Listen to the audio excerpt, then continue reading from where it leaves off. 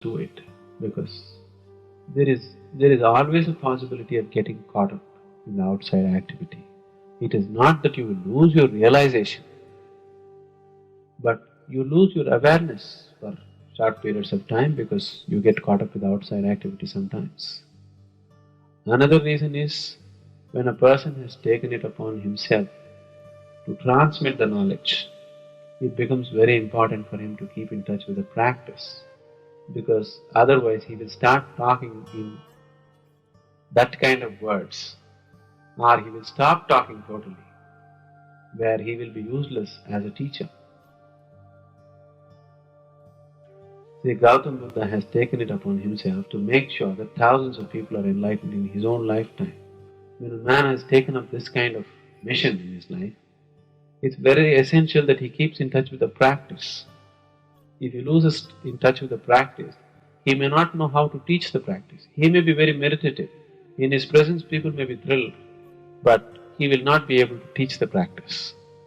So he keeps the practice. Like the normal pranayam that what we're teaching in Sahajasthiti Yoga, I don't have to do those practices, I can do a completely different set of practice. But I always make sure I do that practice because I'm still teaching that practice in the class. So I don't want to teach the practice without me, I don't want to teach the practice remembering something without my own experience of what it is at that moment. So I keep that practice, that basic practice is simply not needed for me. I don't have to definitely do this 15-minute shunya meditation, but I always make sure that even if I don't do it before eating, but I make sure I do my shunya because still I have to teach the practice. Otherwise, somewhere I will end up teaching shunya in such a way that people go off very far, something that they are not ready for. So it's when a person has taken up the responsibility of passing it on to another person, he has a certain thing that he has to take care of.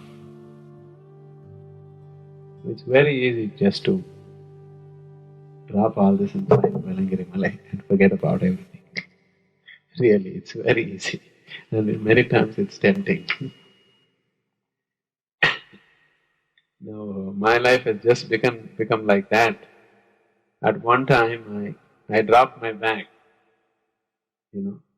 This construction, this management, this money, this going to the bank, all this thing was my day-to-day affair at one time. I put it down somewhere.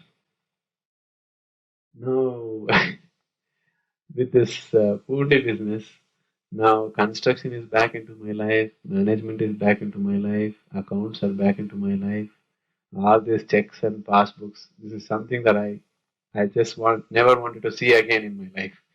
But everything has come back once again. So the bag is back on my shoulder.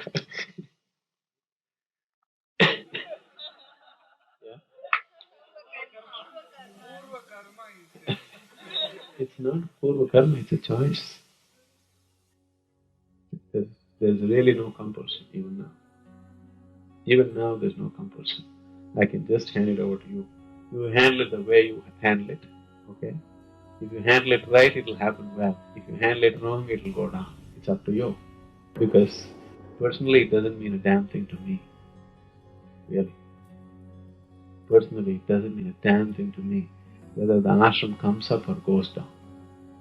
But if it comes up, I know we can create a place where many more people can come. Even after we go, this place will be that kind of a place where many flowers will bloom.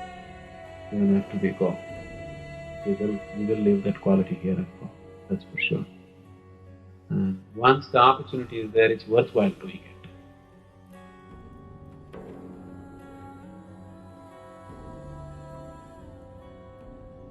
Very rarely a person gets the opportunity. Realized beings have come and gone, so many.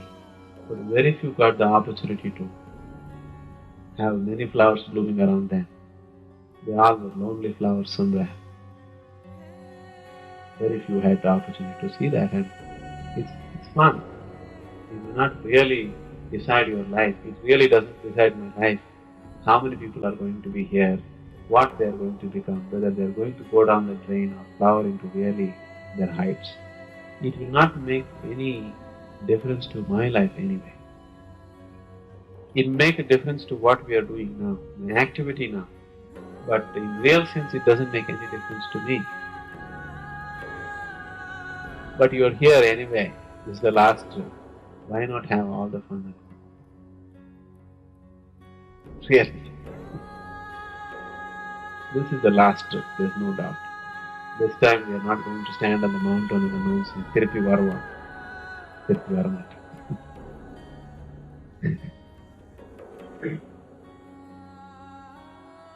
It's very simple. It's not as complicated as this one. No, it's not all that complicated.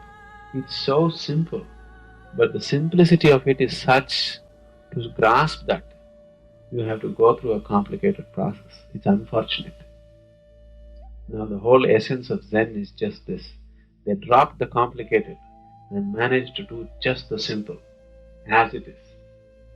But it takes tremendous amount of waiting. You go to a Zen master, he will make you sit and wait. Nothing about spirituality. Just wash the dishes, cook, do this, do that. For 10 years, 12 years is nothing. On the path of Zen, 10, 12 years is nothing. If you're impatient, there is no Zen. Get out of here. Understand?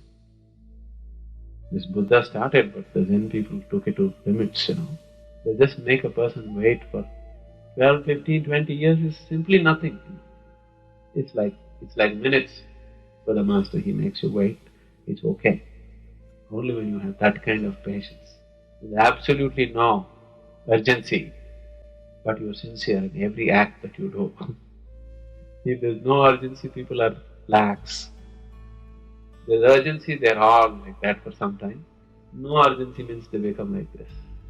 Now, to be always on your toes and not being urgent, when you get that quality, it's one moment,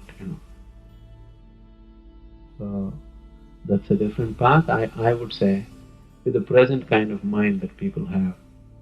Those kind of methods are far away. Even if you make the modern man wait for 100 years, he will not become Zen.